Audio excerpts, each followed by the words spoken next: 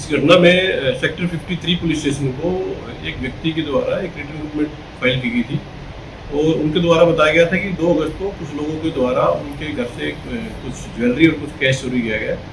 जिसके ऊपर गुरुग्राम पुलिस के द्वारा एफआईआर रजिस्टर चोरी से संबंधित सेक्शंस में की थी। और ड्यूरिंग द इन्वेस्टिगेशन इसमें गुरुग्राम पुलिस के द्वारा कुल मिलाकर के 3 आरोपियों को गिरफ्तार किया गया है। ये पूरी की पूरी कार्रवाई जो क्राइम ब्रांच डीएलएफ फेज 4 की टीम है उनके द्वारा अमल में लाई गई है। और इस दौरान जो 3 आरोपी गिरफ्तार किए गए हैं उनकी पहचान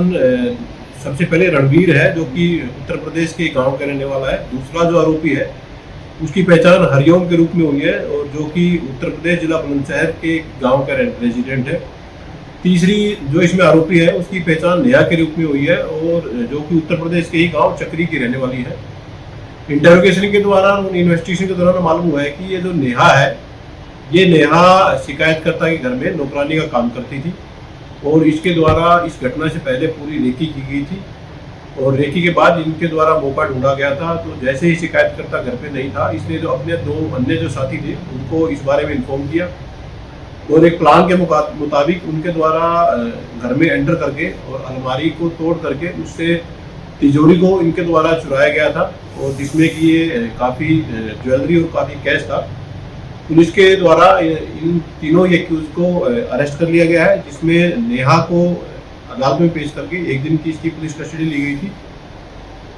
बाकी जो 2 आरोपी हैं इनको कोर्ट में पेश करके 2 दिन की इनकी पुलिस कस्टडी ली गई थी और इनसे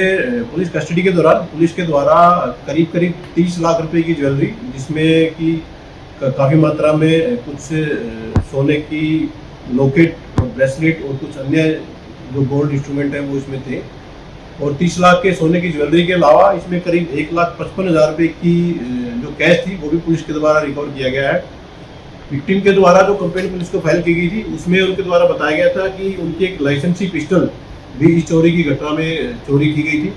पुलिस के द्वारा उससे जो पिस्टल है उसको भी इन चोरों से रिकवर कर लिया गया है। पिस्टल के अलावा 7 कुल राउंड थे जिनको पुलिस के द्वारा इन तीनों चोरों से पुलिस के द्वारा रिकवर कर लिया गया। ये जो महिला थी, ये महिला एज ए नौकरानी इसने विक्टिम के घर में काम किया और उस काम के दौरान इसने पूरी तरह से रेकी की और अपने साथियों से मिलकर इस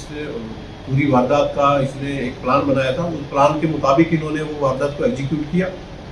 इनका क्रिमिनल बैकग्राउंड पुलिस के द्वारा इनके रिहायशी पुलिस स्टेशन से चेक करवाया जा रहा है